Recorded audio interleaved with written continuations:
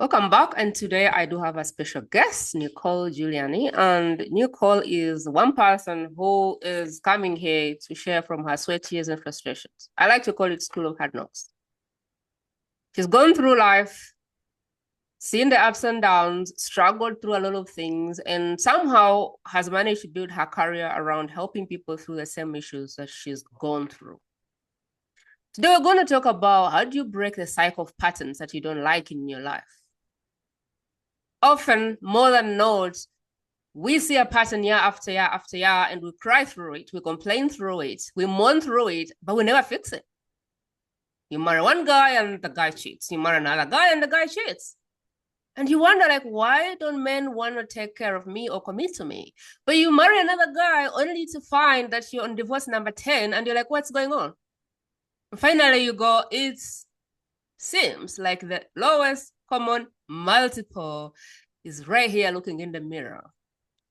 And I do not know how long it will take you to get there, but one day you look in the mirror and go, but let's be real. What's happening here? What's the common multiple factor? That point where you reach and another course is not the answer, another coach is not the answer, another program is not the answer. The answer is sitting down and looking at the most difficult thing, the insight, like what's going on.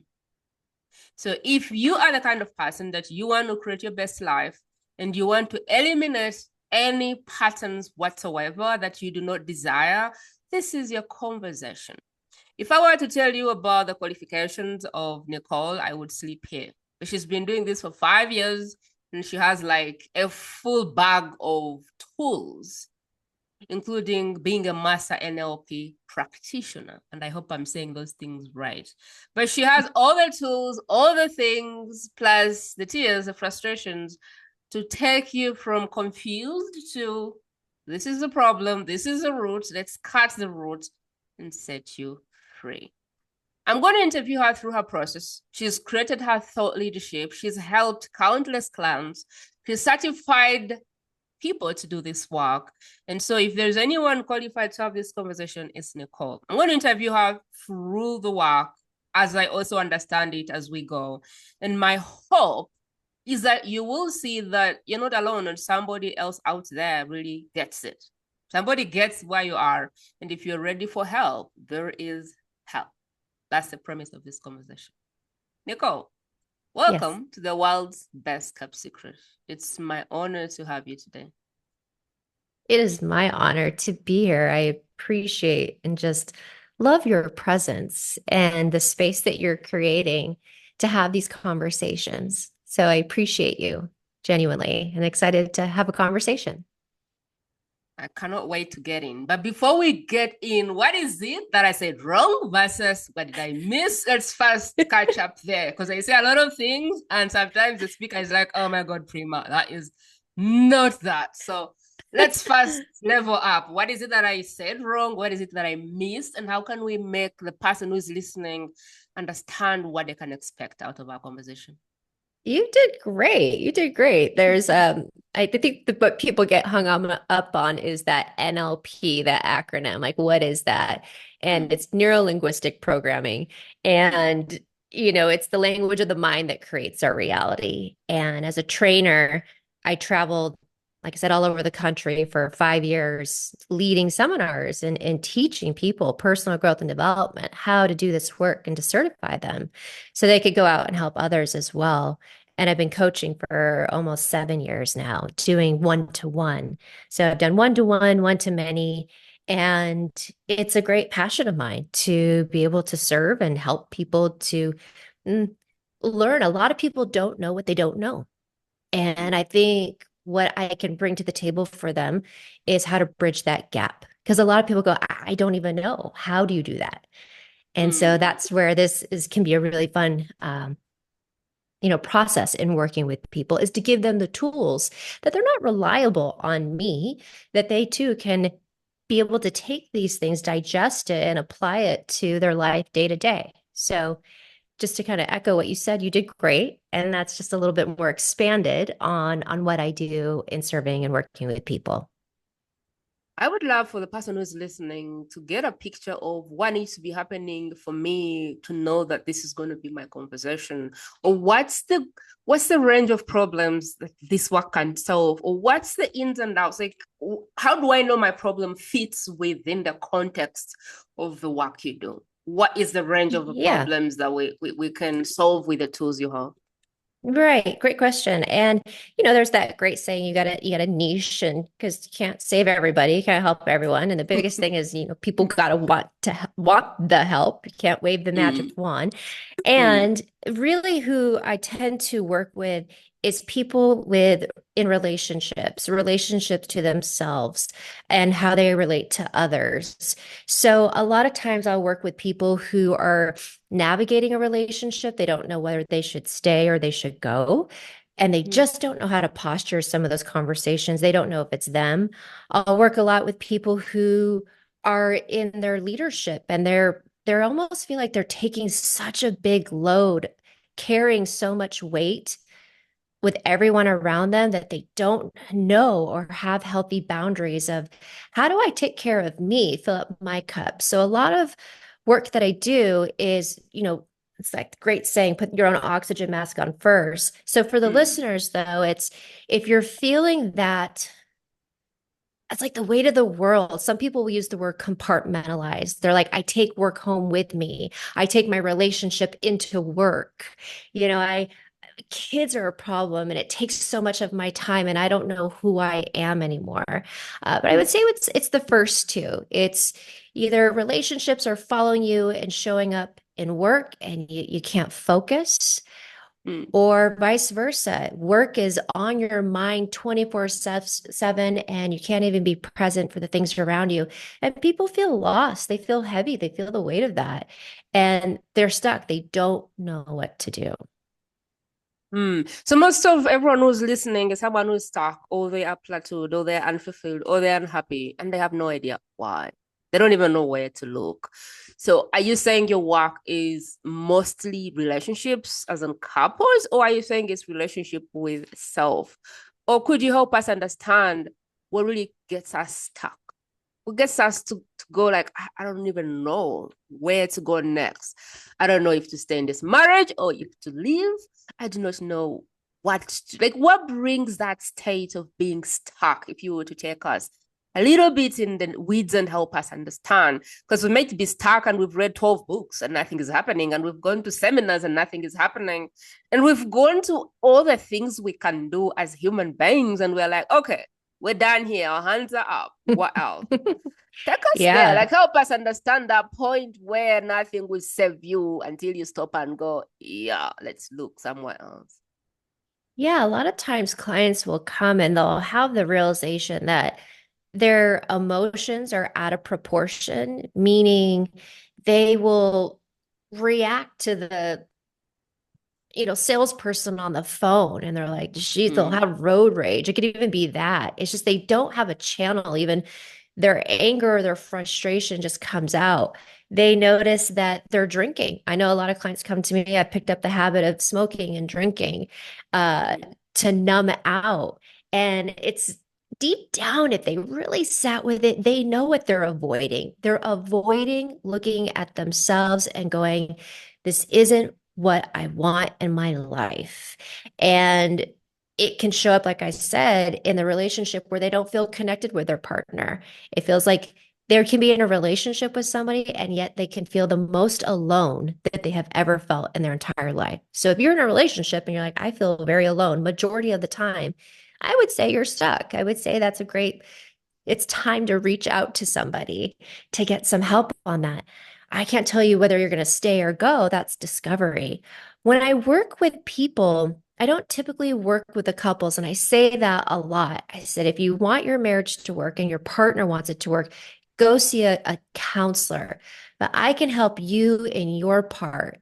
Because a lot of times, whatever's triggering them with their partner, and I ask those questions of what's underneath that. I trained in asking great questions, and they'll say, it reminds me of my dad. And I'm like, excellent. That's where we need to go. We have unresolved issue with dad saying no to me all the time, or mom not, giving me the love. And there's a story, and there's a lot of incomplete. And when you're really incomplete and those different parts of you haven't been heard or acknowledged, and then what to do. So that's one part, that voice needs to be heard. But also it's like, well, what do we do now? And that's really where I come in as a coach with both parts to that. And to really answer your question, to circle back, hopefully I got that for you. It's, yeah, you're starting to feel alone in a relationship. You're reacting. You're obsessed with thinking about a person. You run that story in your head of maybe beating your partner up, and it's not even really a reality. Are you triggered from something and it brings up the past? That means there's an incomplete. And what happens is we tend to have a response that's out of proportion, whether we say it out loud or we bury it. Okay, we've got people who are reactive, and then we got people who hold in the energy. And here's the problem with that: that can manifest into some health problems. And I've worked with people who will get a rash, who will get health issues. And that's the time to go, okay, what are we avoiding? If they don't want to deal with it, they don't know how to deal with it. It can be scary. It can feel like I'm going to be judged. There could be a lot of shame and guilt, which comes up quite a bit. But I think at the end of the day, we all want freedom. To get that freedom, that peace, you're going to have to look in the mirror and look at all sides of it. And it's really awesome to have a coach, a guide on the side. I got you. Let's look at it. Just being witnessed sometimes can be very healing. I have a lot of modalities. There's a lot of modalities out there that are wonderful. I don't know if I would say one's better than the other. It's what works for you. And I think that they are all valid. So resonant. I wonder if you can tell us about the Nicole that didn't figure this out. The Nicole that had no idea about this NLP and this mastery of self and this whole reprogramming and deconstructing. Who was that Nicole like? And what was the turning point for her? Any day now, I'll get it figured out. No, just I'm still working on it. but that defining moment for me, that defining moment for me was, I was a little later in life. I was 35, 36, I think it was around there, my mid 30s. And there was a couple different things going on for me. I woke up one day and realized I wanted to do something different in a career. And that was scary because I thought, well, what am I going to do? Do I go back to school? That's money and time. And for what? A 9-to-5er? I was working for myself. I owned my spa in San Diego. And there was a lot of like, gosh, I'm so old. Like, I'm too old to do this. Am I going to be able to learn again? And what do I learn? What kind of, just the racket went on and on and on. And, I don't have a bachelor's, I have associates. So there's like, all that stuff comes up and it can really limit you. And so I used gratitude which is helpful. I love gratitude. Do not get me wrong. It is a great way of being and a practice, and highly encourage it and do it myself. And I had the call that I was meant to do something else, but I used gratitude as spiritual bypassing to avoid having to go explore outside my comfort zone. So that was one piece that was there, that was in my space. It was present. Then the universe is like, let me really help you out. God's like, let me really help you out with this one. Let's give you another relationship because we know this is your Achilles heel. And it's going to be a repeat. A lot of what you've already been, because you didn't learn it the first time. So let's give you the 2.0 version. And then I just thought, well, I'll just avoid. And then I thought I was healed. Sometimes we go, I'm just going to put up so many boundaries and remove myself. And we think that heals us, and it does not. And then I started dating a gentleman, and sure enough, there was a familiarity of, I've been down this road again, lack of commitment and behaviors that are not in alignment with what I want in a relationship. And I just woke up and I went, I'm the common denominator. If I want a different reality, a different life, I have to learn about me. and really do the work, really invest.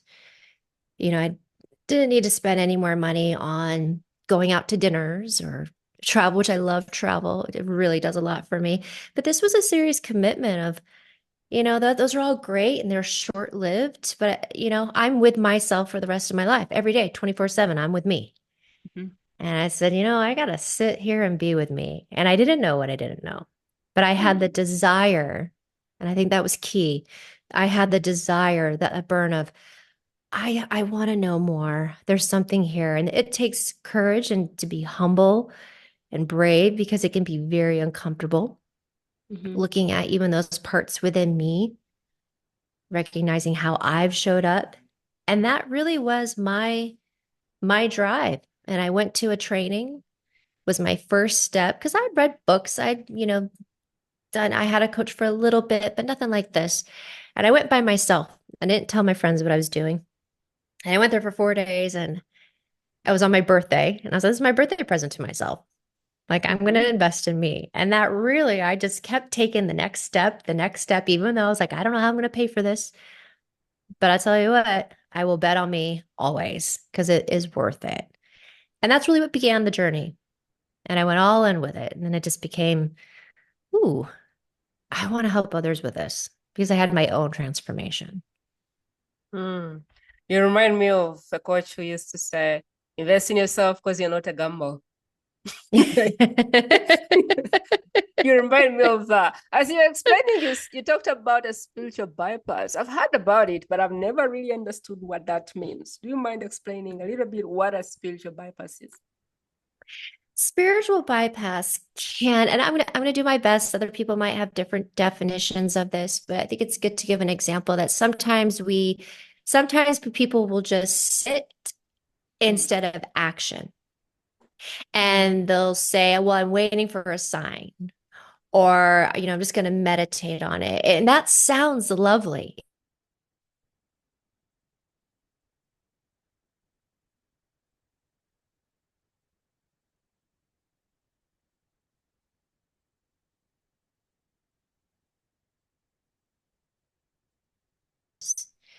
And, but we can use that as an excuse to not take action. You can't just sit and meditate all day Mm. and hope that money or the guy or the car, whatever it is just going to Mm. land in your lap. You do have to take action.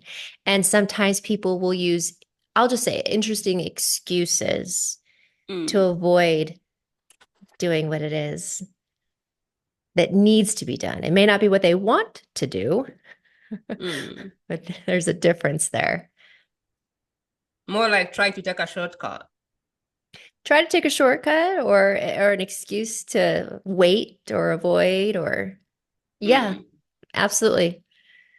The work is the And there's work. the work is the work. And we have to go through the work, not around the work, not behind the work, not over the work, right through the work. There's a Hmm. great saying, if you want to get to the castle, you got to slay the dragon. You got to go through it. We Through live in a and world through. where give me a pill, just give me a shortcut. And I was like, oh, that's not how that works. And if anyone tells you otherwise, I think they're doing you a disservice. It's because there's so many different aspects that make us up, spiritual, mental, emotional, physical, and more that uh it took you a long time to get to where you are. It can be a time, and everyone gets caught up in time, and it's just the work. You got to That's the work the work. work. That's the It's the work. work. Yeah. I'm very curious with your proprietary methodology. I know you've created work around like how do I get from a cycle of repeated patterns to really building a relationship with me, which shows me how to navigate life and attract the things I want in my life without getting stuck in cycles that I don't want. Like, what does that process look like? Yeah, the process. And you can ask questions. I'll too detailed because it might go on Mm. forever. But it's usually when people begin, I do a 2 day process, about 2.5 hours each day. And the first day is something I call a detailed personal history.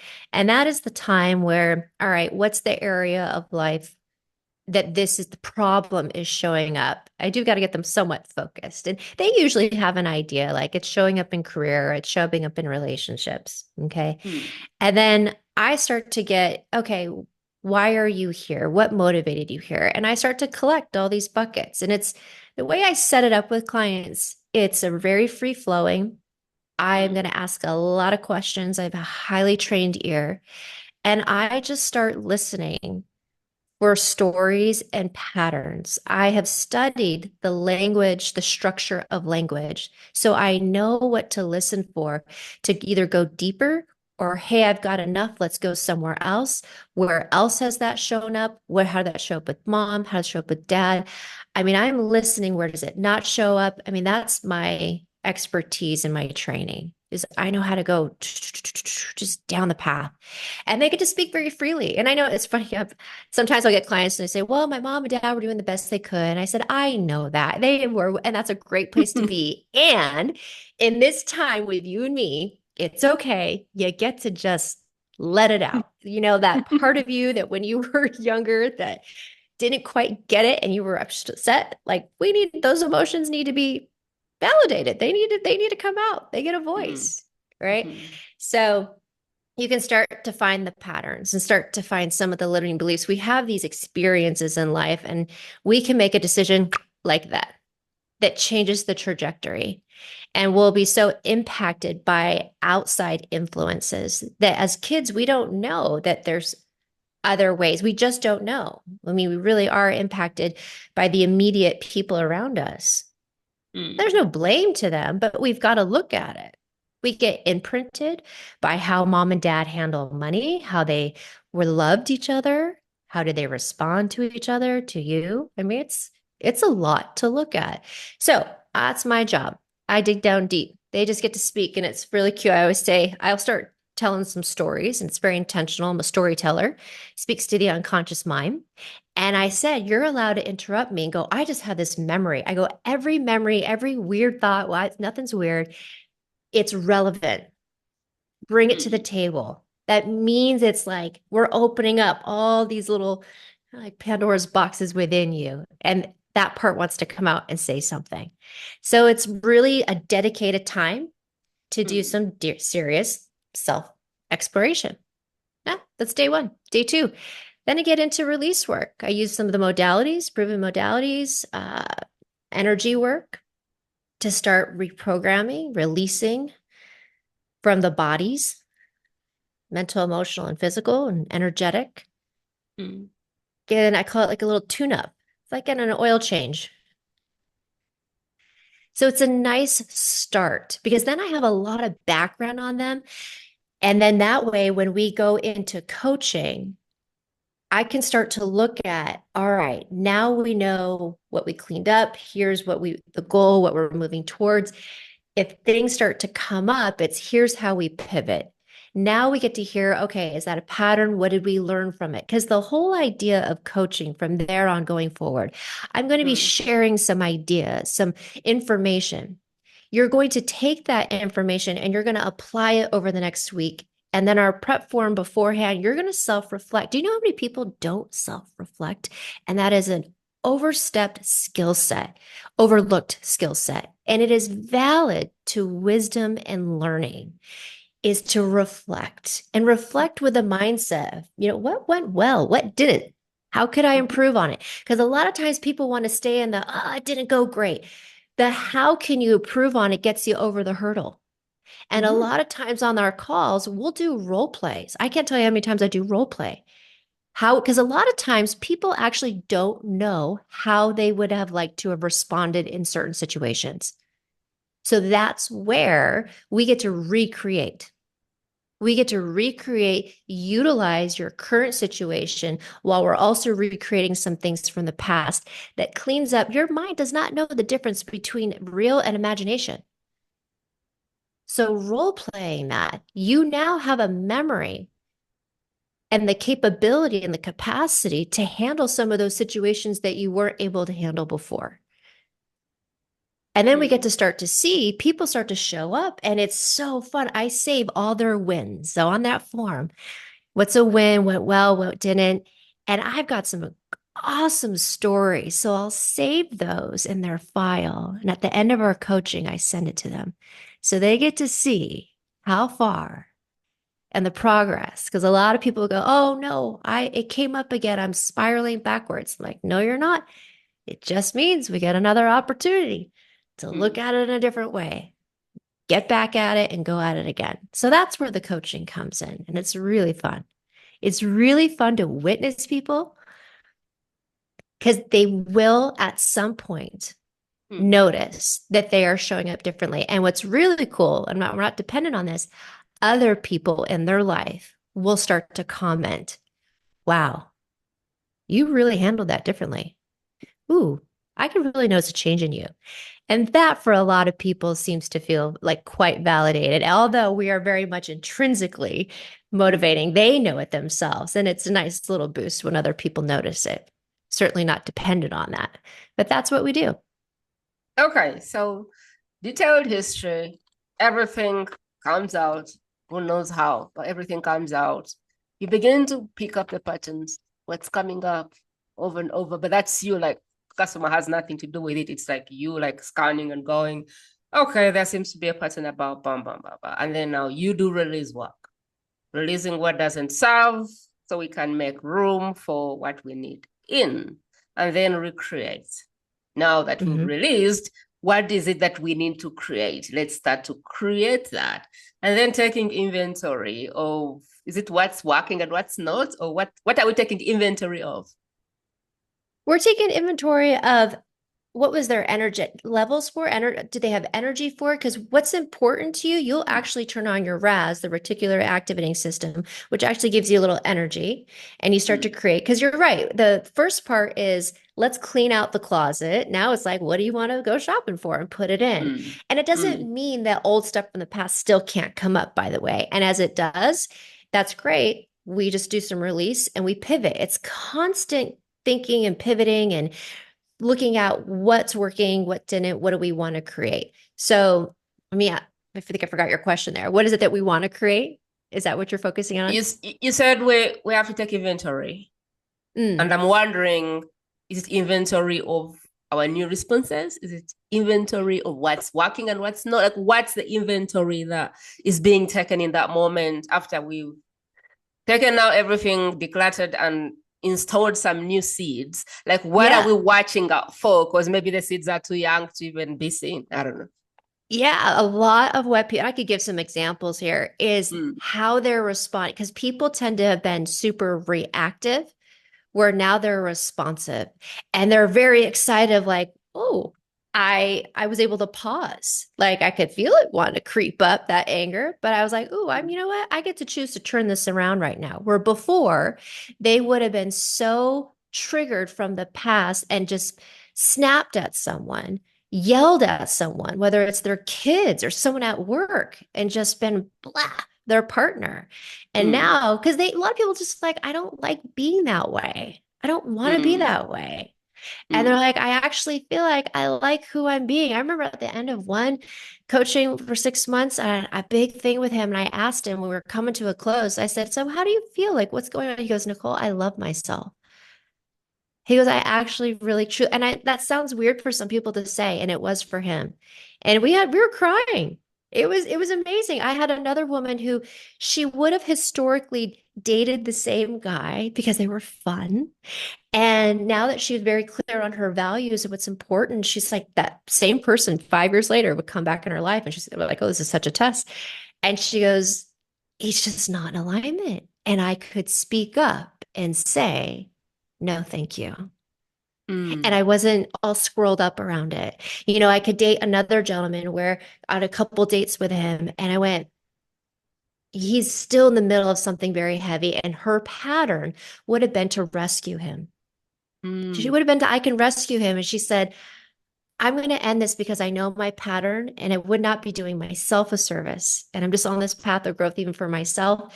And he goes, oh, that's why I liked you. I knew that's why I liked you. I respect that. And he goes, let's be friends. And she goes, I can't even be friends because I'm physically attracted to you. And that's a pattern I would have done in the past. And she was able to articulate it. I think this is what people are looking for is how do I articulate it? That's what I mean having these conversations. And really Mm. dive in the communication part of it and role playing it and getting so much clarity on who they are. And then they get to go and they are being that version. And she and I were crying. And it was just like, I know my person is here. I know he's not here right now. She goes, something has shifted inside me. And I just feel so at home with me. Mm. Mm. How can you speak your truth without hurting anybody? Because most people who are like stuck in the people pleasing, they just don't want to be bad people. They just don't want to hurt another person's feelings. But there is a way to speak your truth and not hurt anybody. But I am very curious with your process because I have seen people that were close to me who've gone through the process. What I don't understand is it's like first day, second day, maybe first week, you know, confusion, heavy. I have no idea what's happening. And then after week one, you see the change like, okay, that would have been different. You start to see the new person. Sometimes they don't notice yet until they keep hearing it. But then I'm just now confused of what then are you doing across 6 months? Because it's like the change happens in the first week when we have to let go of the closet and we have to go, what do we want to put in here? And we're like, okay, we want this and this and this. And is that seems to be like in week one. So my question is more like, what are you then doing with them across the 6 months after this initial recalibration Yeah. being done? So I'll clarify a little bit here more for you there is that first two is it's a it's a nice start, but it's Mm. not an end all be all. You know, there was a great analogy. You can take, the battery up like a oh my God, what's the name of the car? The Prius, the cars that are battery operated. You can take the battery out, but if it's going downhill, it's still going to go. Even though the charge has been taken out, it already has momentum going Mm. down where it was going. And so just because it helps me in those first 2 days and for them to have the awareness is step one. On Mm. those calls over next 6 months, I am still doing release work. I am still doing energy work. It's a lot of tweaking because that stuff can still pop up in even different areas. But now, instead of it like gripping them, there's it's lightening the intensity.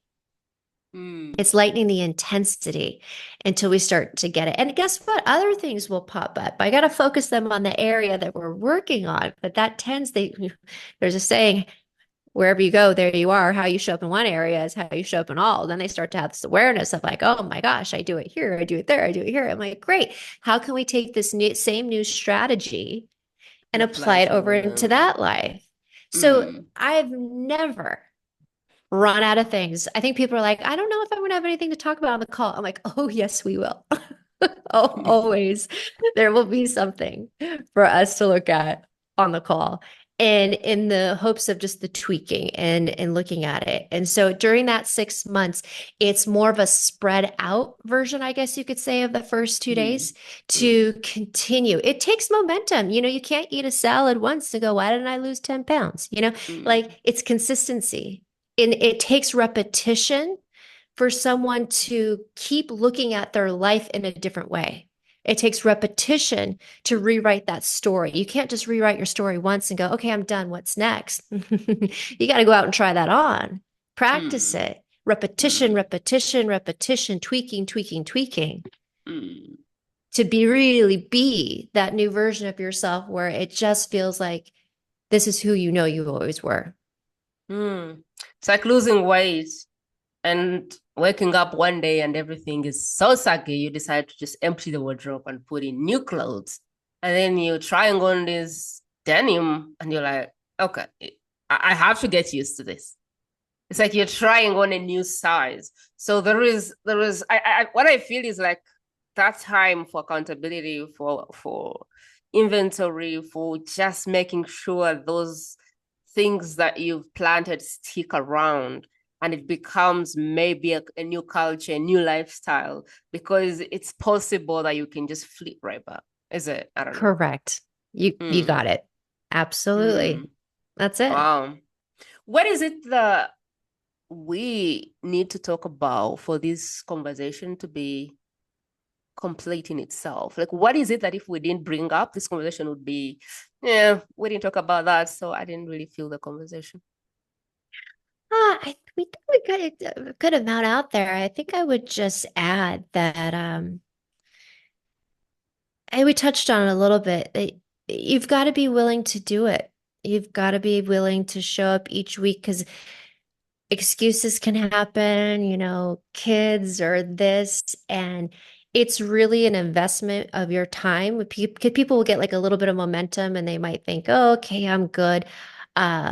But you've really got to show up. And I do give tools. Sometimes people will get to a point where like, give me more. And I'm like, no, true mastery is just mastering one thing for a year, really focusing on that. I can give you a whole bunch of tools, but who cares? Just really mastering your foundation of that. And so I think that's important to know that if something comes up and people are like, oh no, here's a common thing. I normally would have, and I encourage them like historically I would have done that. Let's keep the past in the past. Historically, I would have done that because it's no longer normal. So I work a lot with people, even on just their languaging of how they are reflecting, because it keeps it like that was there. That's not who I am now. And so there is a lot around that I work on with people as well, is the communication with themselves about themselves. And it's super rewarding. And the people who do it, I tell people, I said, you will get a change after 6 months. If you don't, you keep working with me for free. But I have a caveat. You have to do the work. What's your best tool so far? What's the tool that gives you the most joy? Like, what is the tool that has been so miraculous for you The heart. in your toolbox? I know. That's like picking your favorite kid or toy. I don't know. I don't even know. What's my favorite? I'm going to keep it super, super simple. I really am. I think it's just, for me, it was learning communication.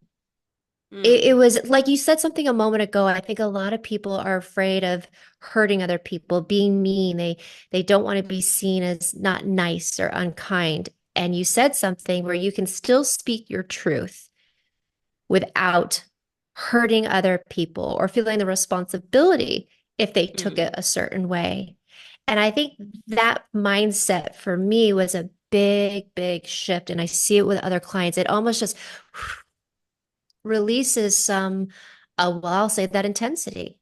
So, I love energy work. I think it's, people don't see the effects of that right away, though. That takes time as well. But I think the communication piece is something that you can experience almost right away. And people feel really proud of themselves of, I had a completely different conversation with my kid. I had a completely different conversation with the person that I work with. I had a completely different conversation. And they're noticing they're getting a different reaction even from their partner or the other person. And that to them, I would say that's fast. If people want that fast thing, like validation right there, I would say it's the communication piece, speaking and knowing boundaries and how to have those conversations while being grounded in your beingness instead of letting the emotions take over.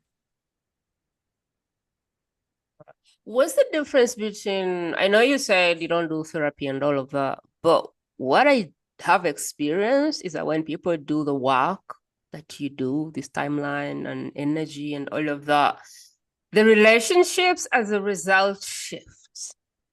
And so I dare to believe that it's the person and not entirely the relation. It's like what you bring, what the other person brings, and that collision. And a lot of people, when they do their work as a human being, the relationship just So what's the relation? What's the difference between the work you do versus the traditional way of doing couples problems, let's say? Because some people might have a problem and they believe it's a couple's problem and blah, blah, blah. But really, it's a personal relationship problem. You don't need a couple's thing. You need a personal solution to each of you or one of you, and once that's in place, relationship clicks. So what's the difference between your work, your approach versus the traditional way of looking at relationships, and this is how to attract a guy and bam, all of those things, which I don't personally think help. Yeah, yeah. No, I'm going to be respectful here in the sense that, well, I'll put it that some of those things are focused on, well, just go do something different. Go do this, go do that. Try. And I think that as far as getting into a relationship, finding the one, do this, do that, perhaps might be more of the focus, and it can be sometimes a little gimmicky. But for what I'm talking about here, and I think that's the theme I've been communicating, we've been talking about, and I think maybe that's the difference here is owning your part in it and looking at your part. I can't speak for therapy. I'm not a therapist. I have good friends who are therapists. We have conversations all the time about this. And, I will refer people to couples counseling because, again, I'm only working with that person. I can help them. But if their partner has, triggers from mom or dad or past relationship issues, I'm not going to be able to help that person. They're not working with me. Now I can help the person I am working with. How do they manage that while they're communicating? But I will always recommend that their partner go and speak to someone on their own or to go to therapy, because that can be very challenging. If you're doing all this growth work and your partner's still heavily triggered from past stuff and not forgiving and moving on, that could be a problem. So I hope I answered that. But what makes me different from just traditional find a man, that's not really the MO. I know that's what they want, but I'm looking at what are maybe the beliefs, the patterns that they have within them that's been preventing that, that's been self-sabotaging that. If you've got a deep inner belief that all men are this, you can't trust men, you will not even attract the man. You will be proven right and you will be validated. And Whatever you so focus on is what you are going to get. And sometimes people really got to look at what are those inner beliefs. We arbitrarily throw around language. That's why I love listening to people. They tell you so much of who they are, whether they're just saying it jokingly, they funny, and that's their shtick. I'm going, you may want to be careful with that. If you have not really done some work and released any grudge around those comments, your unconscious mind does not know the difference between that. And so if you say that you want a relationship, but then you're talking out of the other side of the mouth about being funny and men are this and that, you've got a conflict. You've got a conflict. And so I look more at the person. I think that hopefully that answers it. It's not going to be surface of, you know, Friday is Venus's day and wear pink and go out to the bar and do the I don't know. I don't know what people do. And I mean no disrespect by that. But I'm looking at where are you at? How do you even relate to yourself in relationships and past and sexually and all the thing? I go deep into it. So that's where I come from. I didn't mean to be any negative about therapy because therapy is helpful. And all I knew when I grew up was therapy. And I don't know that there's anything wrong with the material way of doing things. But my experience, and I don't know, I've studied a lot of stuff about marriage and couples. And what I find, get the man, what to do, what to wear, what to say, attract the man, planning, communication, blah, blah, blah, all these things. What I do find personally is that it goes back to you and the relationship you have with yourself. And do you respect yourself enough to say, I'm out of here? Do you respect yourself enough to say, that's not going to be my pill? Because people can only do more if you let it. And so Correct. I will still say that in the end, it doesn't matter what everybody says, it really starts with you It and the does. choices you make and your ability to say, this is my portion and this is not. And the ability to let your partner lovingly know, hey, dude, I really won't be taking on your portion. Like, I won't do your work. The problem is when you Correct. try to save them and you try to do their work and you try to rescue them. No, what happens? What I do believe really is that in the end, it is the person. You can only save you. The therapist can't save Absolutely. you. The coach can't save you. But if you do the work as one person, then you have like a clean lens to look at the relationship for what it is. And most likely you give up the urge to save somebody who clearly possibly does not want help. There's people who are stuck in their childhood trauma and they don't want to release it. And so I really believe that a big part of this freedom is choosing you and choosing to do the work, which is the internal work, not the external work, so that you can be in a place where you make the right choices for that relationship for you. Because it all Yes. starts when you can't make the right decision and the right choice, and now you become a culprit of the relationship. I really think that's why every problem starts. You don't have to have as many peace talks as you think. You know, you don't have to have as many, like, I used to think communication is important. And then my husband and I, we decided to do the work. And we have not had a need to sit down and talk about, we just talk every day normally. And there is no reaction, no anger, no misunderstanding because we have chosen to do the work. Whereas Mm-hmm. before, anything would become a problem. And now you have to talk about it. And now you have to make a plan. And I'm like, dude, what is even the problem here? Until you can do the work, everything is just out of your control. You really can't control what your partner can do. Anyway, that's my No. truth. That's where I am with Yeah. relationships. I think relationships It's is one person. It's so true. And that's what people, it's baby steps in getting to that, right? They still have to navigate the conversation. So the communication piece can be very helpful because, again, you don't know where that other person is, if they're doing the work or not. But just like what you said, at some point when you are doing it, this is great when you're by yourself, but if you're in a relationship and you have a partner who's not doing the work, that can be challenging. It really can. But if it can be done. I'm not saying that it cannot, and it absolutely can be done. And at some point, stuff happens, stuff comes up. You might have to have new things. I mean, I'm still having like a new aha of some things that come up. It's maintenance. It's maintenance of like, oh, that's a new thing. Didn't know that needed another look at in a different way from a different perspective. And it does. You feel so good with you that you don't have an attachment. You don't have an expectation. There's the number one problem in communication is unrealistic expectations.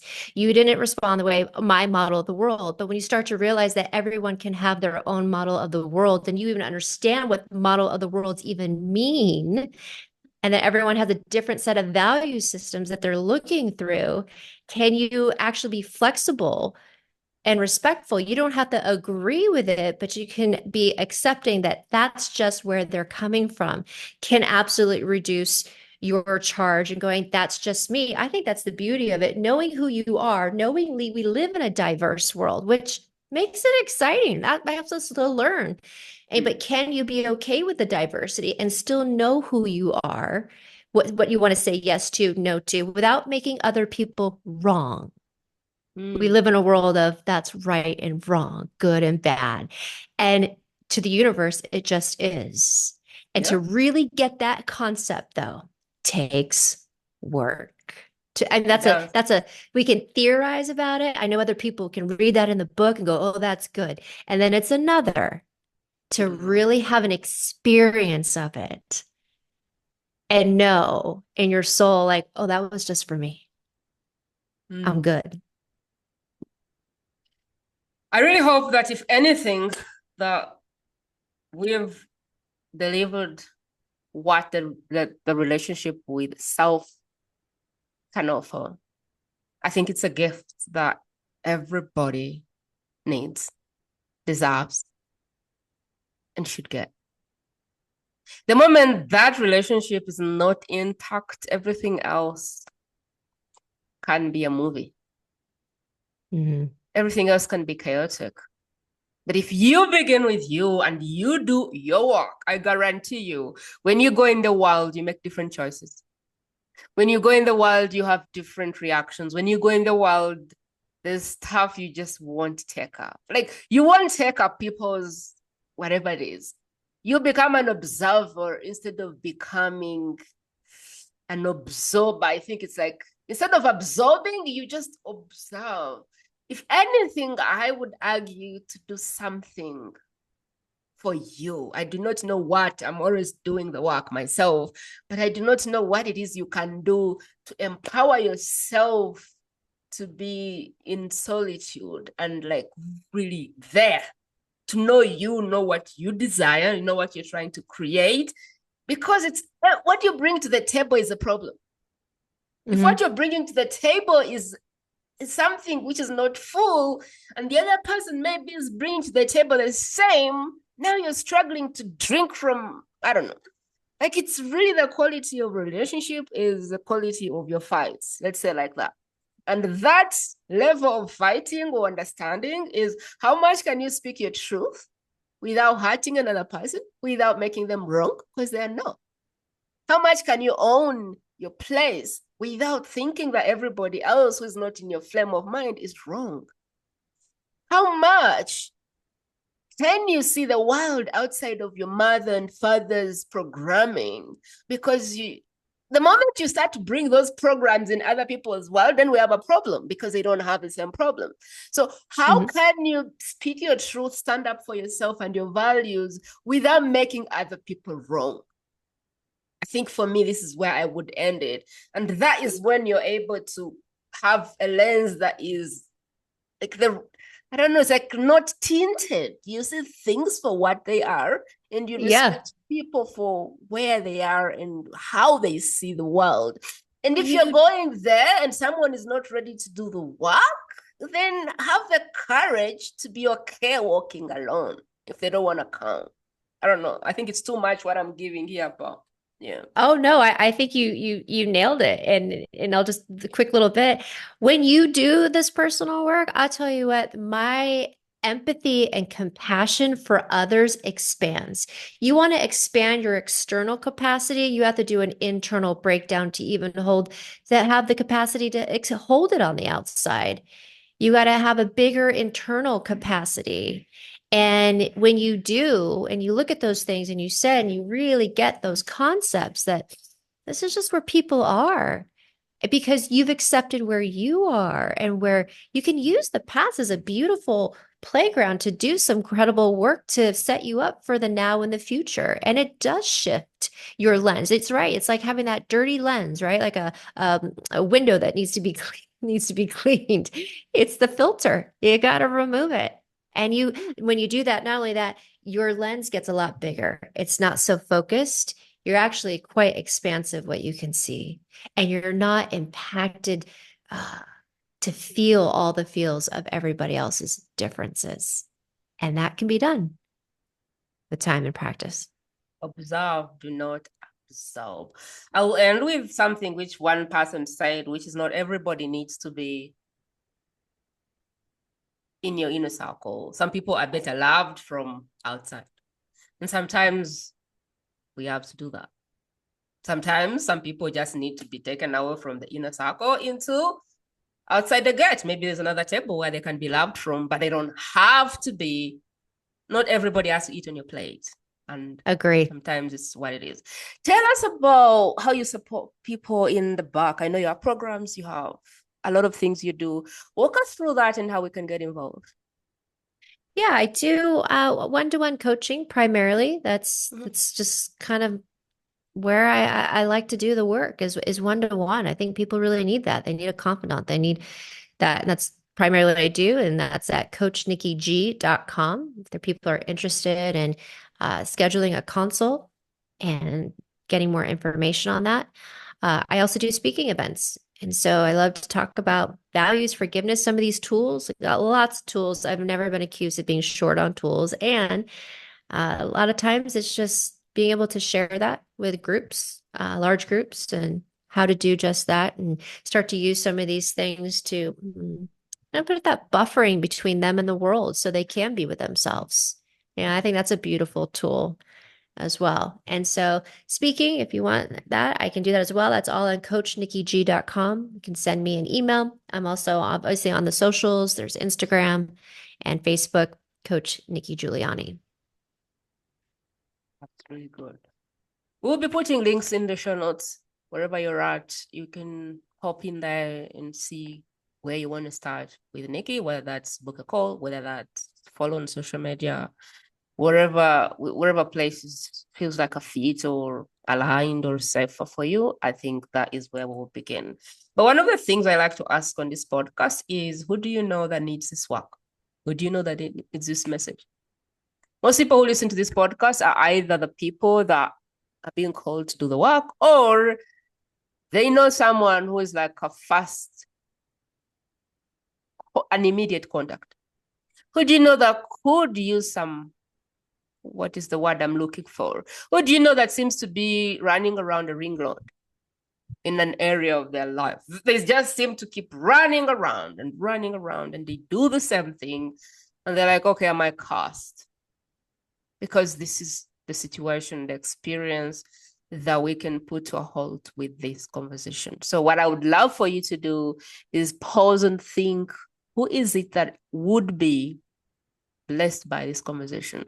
Who is it that if I gave this video, their life could turn around? Who do you know that just can't seem to figure out something? Take a moment, and I would love for you to share this with them. And simple message you send is, I listened to this, and for some reason I thought about you. Just drop it in their inbox and bless them for the day. Nikki, we're coming to the end. I would love for you to give us some parting words. Well, I again appreciate being in this space with you and having these conversations. I do think that there is a space that people need to hear. They just the right timing, the synchronicities. There's no coincidence that whoever hears this and passes it along, if you're like, hey, you know what? I have a friend that might need to hear this, send it. We don't regret sometimes, the things we do is what we don't do. And just passing it along can be very helpful for some people. I know for me, I just needed to hear one little nugget, and it can be just enough for the next step of wherever you are in your path. And that's really what I hope those that are listening to this and continue to listen to this podcast, they get from that. So I appreciate you and being here, and for all your listeners for tuning in as well. Thank you, Nicole, for being such an amazing guest. This podcast is a podcast that really exists to spark that seed that is inside someone. There's people that are being called to do the work, and they know they're being called because that's how they ended up here. Your guides brought you here, and they're like, okay, it's time to do the work. Here's the podcast, go. And time and time again, people have messaged me and say, I can't believe you brought on that expert, because that's exactly what I needed. So if Nicole is your expert, because this is an intuitive podcast. You probably felt something, you felt a connection. Maybe you got goose pimples, who knows? But there is something, a message that has been trickled down your system, and you know that this is it for you. And if you're listening to this because somebody shared it, it's the same. You were picked to listen to this episode because somehow it's supposed to spark something in you. Please do not break the thread. Keep sharing this. And if you can, pull up your app, rate, review, comment, follow. Anything that you can do to support this channel would be highly, highly appreciated. Cool. Thank you so much for spending your precious time with us. We really celebrate today and every other day you spent in the wilderness, making sure this message got together and as thorough as it came out today. So thank you so much for sharing today. And for you who doesn't tire listening to me all the time and all the guests and always learning and being better and sharing this, I can't thank you enough. This podcast would not exist without you. So thank you for being a part of the Best Kept Secrets. Thank you for being a part of this journey. And one soul at a time, I believe that this podcast will make the world a better place. So thank you for listening. Have a great one.